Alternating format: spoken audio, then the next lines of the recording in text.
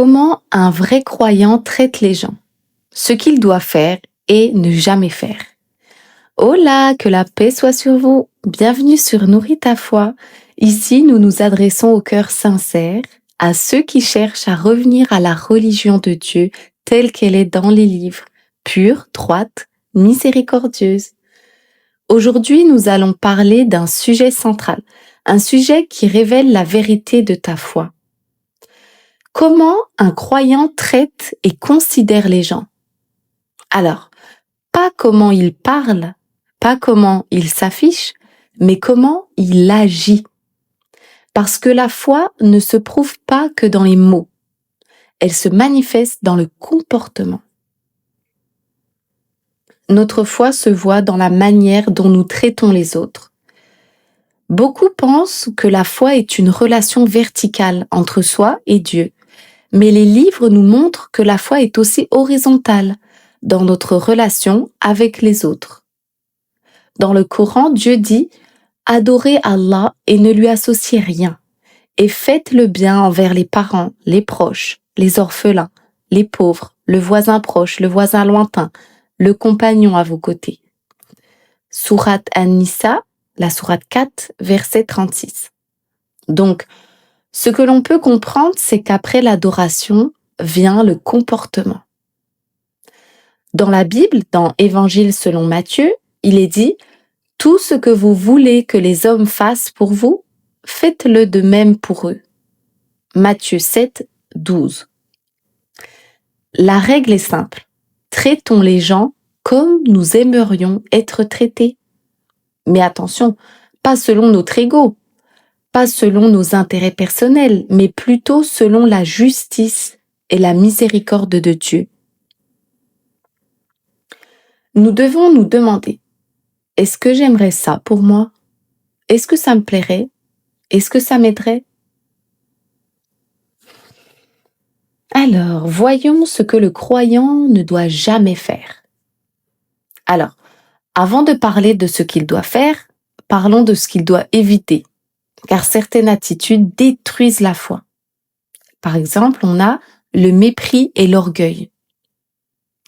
Dans le Coran, on nous dit « Et ne détourne pas ton visage des hommes par orgueil, et ne foule pas la terre avec arrogance. » Sourate 31, verset 18. L'orgueil est incompatible avec la foi.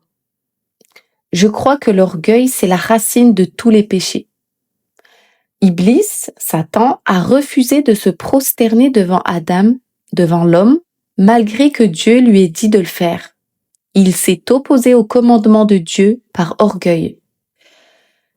Je crois que tous les mauvais défauts, que ce soit le mensonge, la trahison, le vol, la violence, l'avarice, l'égoïsme, la vanité, absolument tout part de l'orgueil.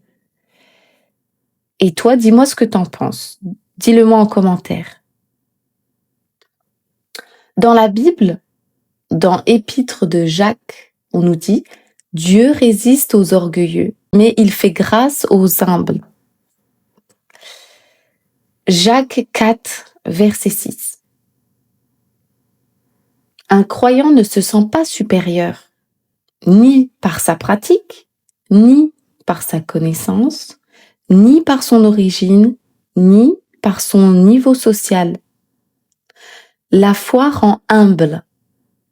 Alors soyons conscients que les autres font des erreurs. Ils se trompent, ils agissent mal parfois. Ils mentent, ils trahissent, tout comme moi et tout comme toi. Il y a certaines disciplines ou vertus que nous maîtriserons mieux par la grâce de Dieu et d'autres qui seront nos points faibles. Alors que pour un autre frère ou une autre sœur, nos faiblesses seront plutôt pour elle ses forces et vice-versa. On a tous nos forces et nos faiblesses, alors soyons indulgents, soyons tolérants par rapport à notre jugement envers les autres. L'humilité, c'est une très grande qualité et vertu du croyant, et on se doit de la travailler et la développer afin de purifier nos cœurs. Ne croyons surtout pas tout savoir. En vérité, nous ne savons rien. Nous savons ce que Dieu nous permet de savoir. Alors ensuite, on a l'injustice. Dans le Coran, on nous dit « Ô vous qui croyez, soyez stricts dans l'équité, témoins pour Allah, même contre vous-même. » Sourate 4, verset 135. La justice n'est pas optionnelle, même si cela nous désavantage, même si cela concerne quelqu'un que nous n'aimons pas forcément. Nous devons être justes. Dans la Bible, dans le livre du prophète Michée, il est écrit « On t'a fait connaître, ô homme, ce qui est bien, pratiquer la justice, aimer la miséricorde et marcher humblement avec ton Dieu. » Dans Michée 6, verset 8. Donc, un croyant ne trahit pas, il ne manipule pas, il n'exploite pas. Ensuite, on a la médisance et la calomnie. Dans le Coran, on nous dit « Ô vous qui avez cru, évitez de trop conjecturer sur autrui, car une partie des conjectures est péché. Et n'espionnez pas, et ne médisez pas les uns des autres. L'un de vous aimerait-il manger la chair de son frère mort? Non, vous en auriez horreur. Et craignez Allah, car Allah est grand accueillant au repentir, très miséricordieux. » Sourate 49, verset 12. C'est une image forte. La médisance détruit les cœurs. Et dans la Bible, dans Épître aux Éphésiens, on nous dit qu'il ne sorte de votre bouche aucune parole mauvaise, mais seulement celle qui est bonne et édifiante. Dans Éphésiens 4, verset 29. Un croyant protège l'honneur des autres, même quand ils ne sont pas là. Quand la discussion concerne une personne, faisons comme si elle était là. Alors je sais que ce n'est pas toujours facile. On a vite fait de s'emporter, de dire ce que l'on pense, de juger, d'accuser. Mais justement, c'est à nous d'être conscients et de nous voir agir et de nous corriger. Petit à petit, ce vilain défaut partira avec de l'effort et avec l'aide de Dieu. Même si on ne l'enlève pas entièrement, il faut y travailler pour le diminuer de plus en plus.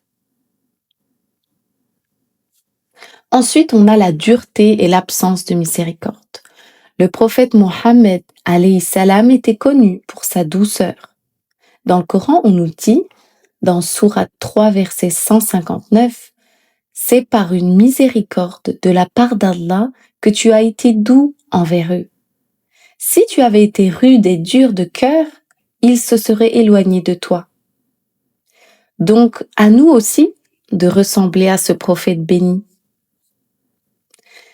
Et dans la Bible, Jésus, alayhi salam, dit « Heureux les miséricordieux, car ils obtiendront miséricorde. » Dans Matthieu 5, verset 7.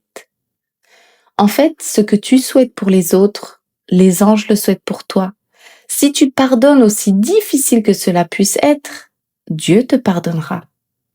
Et c'est comme ça pour tout, sachant que tu seras toujours récompensé plus que ce que tu as donné ou souhaité de bon pour les autres. Alors, je précise quelque chose. On ne doit pas faire des bonnes actions pour avoir une bonne récompense, mais plutôt être dans une obéissance, une soumission au Dieu unique, c'est-à-dire qu'on agit par lui, pour lui, pas en recherchant une récompense. On ne doit pas faire du commerce avec Dieu. Mais après, ça c'est un autre degré de foi. Chacun chemine petit à petit et parfait sa foi au fil du temps.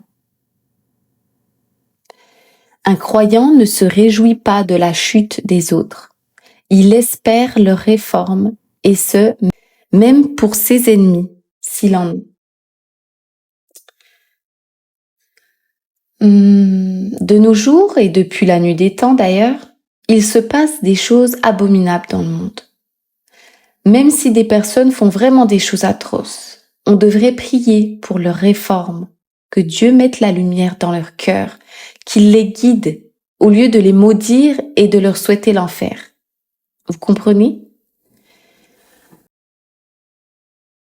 Voilà, donc là, on a vu ce qu'il ne fallait pas faire, grossièrement. Maintenant, voyons ce que le croyant doit faire. Que doit incarner un croyant? La bienveillance active. Dans le Coran, on nous dit, dans Sourate 16, verset 90, Allah commande la justice, la bienfaisance et l'assistance aux proches. Donc, la foi ne doit pas être passive, elle doit être utile. Nous devons agir, nous devons réparer, faire des œuvres réparatrices. Et dans la Bible, dans Épître de Jacques, on nous dit, donc Épître de Jacques 2, verset 26, on nous dit « La foi sans les œuvres est morte ». Donc, si ta foi ne profite à personne, elle est incomplète. Alors, je tiens à préciser dans cette vidéo, je te cite des versets. On ne développe pas. Néanmoins, tu as les sources, donc tu peux mettre pause sur la vidéo, tu les notes et tu peux aller chercher dans les livres afin de méditer dessus. Parce que bien sûr, c'est que une toute petite chose que je cite dans cette vidéo. Il faut toujours chercher plus, développer, aller en profondeur des choses. Mais ça serait bien trop long. Alors, le croyant doit incarner le pardon.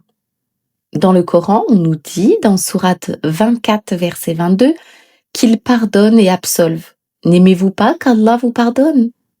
Et dans la Bible, on nous dit, dans Luc 6, verset 37, pardonnez et vous serez pardonnés.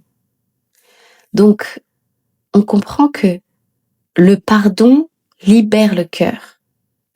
Ce n'est pas approuver le mal, c'est refuser que la rancune t'empoisonne. Et nous devons être conscients que le diable œuvre pour le mal. C'est lui qui sème le désordre partout. L'homme l'écoute, c'est pour cela qu'il agit mal. Rappelle-toi l'histoire de Joseph. Ses frères, par jalousie, l'ont jeté dans la pluie et l'ont vendu comme esclave. Est-ce qu'on se rend vraiment compte de la situation? On parle de ses frères. Et des années plus tard, après la prison et tout ce qui lui est arrivé, Joseph a revu ses frères. Il leur avait déjà pardonné en disant « Le diable les a eus ». Leurs frères pouvaient être rongés de remords. Le mal était déjà fait. Il faut passer à autre chose. Le pardon, c'est aussi un sujet très profond. Et je t'invite à faire des recherches dessus. C'est très important. Et difficile aussi à le mettre en place. J'ai déjà eu affaire à lui et j'ai dû beaucoup prier pendant longtemps pour réussir à pardonner. Sans l'aide de Dieu, je n'y serais jamais parvenue. Pardonner, c'est prendre de la hauteur sur la situation, sur la personne, et ne plus souffrir lorsqu'on y pense, lorsqu'on voit ou que l'on se rappelle cette situation, cette personne. Si tu as du mal à cela, je comprends. Mais si tu veux te libérer, ôter cette lourdeur dans ton cœur, tu dois le faire. Demande de l'aide au Très-Haut, 1000 fois s'il le faut. Il t'aidera, je te le garantis. Il suffit que tu lui demandes. Ensuite, le croyant doit faire preuve d'équité, même envers ceux qui le détestent. On nous dit dans le Coran, Sourate 5, verset 8, que la haine pour un peuple ne vous incite pas à être injuste. Soyez juste, cela est plus proche de la piété. C'est un niveau élevé. Traiter avec justice quelqu'un qui t'a blessé. C'est ça la maturité spirituelle. En fait, tu ne te regardes pas toi, tu regardes l'autre et tu regardes Dieu.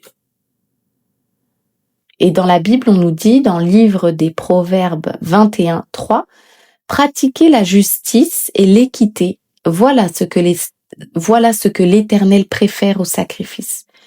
Ce verset nous montre que Dieu accorde plus d'importance à la justice et à l'équité qu'aux simples actes religieux extérieurs. Ensuite, on a l'humilité. Les serviteurs du tout miséricordieux sont ceux qui marchent humblement sur la terre. Sourate 25, verset 63. Quiconque s'élève sera abaissé, et quiconque s'abaisse sera élevé. Matthieu 23, verset 12. L'humilité attire la lumière. Tu sais, je me dois de te parler d'un livre exceptionnel que tu dois lire si tu souhaites travailler ton intériorité. C'est le livre Imitation des prophètes, Entrer dans la vie intérieure. Il est disponible sur ma boutique en ligne. Le lien est dans la présentation de la chaîne. Il est dispo en e-book, donc en version numérique. Si cela t'intéresse de l'avoir en physique, fais-le moi savoir. J'ai pour projet de le faire à l'avenir, avec l'aide de Dieu, mais c'est pas encore le cas. C'est un livre vraiment profond et très instructif, avec des chapitres courts, donc c'est facile à lire. Et voilà, tu peux te dire, chaque jour, je lis un chapitre et essayer de travailler dessus, le mettre en application. Il y a 3 grandes parties dans ce livre. La première partie, c'est avis utiles pour entrer dans la vie intérieure. Ensuite, on a la deuxième partie, instructions pour avancer dans la vie intérieure. Et la troisième partie, la vie intérieure. Et aussi sur ma chaîne YouTube, dans la section podcast, tu retrouveras quelques chapitres de ce livre. J'avais commencé à le faire au tout début de ma chaîne. Donc, sois indulgent par rapport à la qualité du son qui n'est pas au top. Néanmoins, les mots prononcés sont très édifiants. Donc, je t'invite à l'écouter. C'est vraiment très, très, très édifiant. Allez, on ferme la parenthèse. Alors, une autre chose que le croyant doit faire, c'est de voir chaque être humain avec dignité. Nous avons certes honoré les fils d'Adam. Sourate 17, verset 70. Chaque humain a une dignité, peu importe sa religion, sa couleur, son passé. Est-ce qu'on s'entend bien? Je répète, chaque humain a une dignité, peu importe sa religion, sa couleur, son passé. Notre rôle n'est pas de juger définitivement.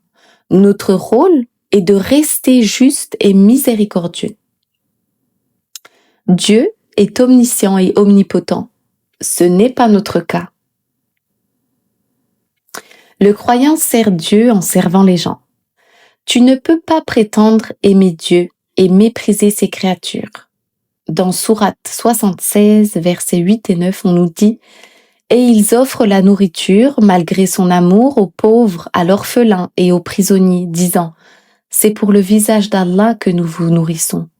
Nous ne voulons de vous ni récompense, ni gratitude. » Ce passage montre que le service envers les autres, nourrir les pauvres, aider les nécessiteux, est accompli uniquement pour plaire à Dieu. Donc, servir les gens devient une forme d'adoration. Un autre verset magnifique que j'ai envie de partager aussi, c'est Sourate 2, verset 177. La bonté pieuse ne consiste pas à tourner vos visages vers le levant ou le couchant, mais la bonté pieuse est de croire en Allah et de donner de son bien, quelque amour qu'on en ait, aux proches, aux orphelins, aux nécessiteux, aux voyageurs en détresse et à ceux qui demandent l'aide. Ce verset souligne que la vraie foi se manifeste par des actes concrets au service des autres. Et dans la Bible, on nous dit, dans 1 Jean 4, verset 20, « Celui qui n'aime pas son frère qu'il voit, comment peut-il aimer Dieu qu'il ne voit pas ?» La cohérence est essentielle. Notre spiritualité doit améliorer notre entourage, les aider, les élever, et aussi améliorer notre environnement également. Aussi, attention au piège de la religiosité extérieure. On peut prier, jeûner, parler de versets, mais être dur, injuste et méprisant. Dans le Coran, on nous dit, sourate 107, verset 4, 7, « Malheur à ceux qui prient, mais sont négligents dans leurs prières. » Je te laisse aller regarder ces versets-là. Pourquoi? Parce qu'ils refusent l'aide et la bonté. La prière doit transformer ton cœur, sinon elle devient un geste vide On ne doit pas vivre avec des contradictions. On doit travailler sans cesse pour vivre dans la cohérence. On ne doit pas être bon avec tout le monde à l'extérieur, mais lorsque l'on rentre chez soi, on crie, on se plaint, on critique, on est désagréable avec nos proches. Ça va pas ensemble.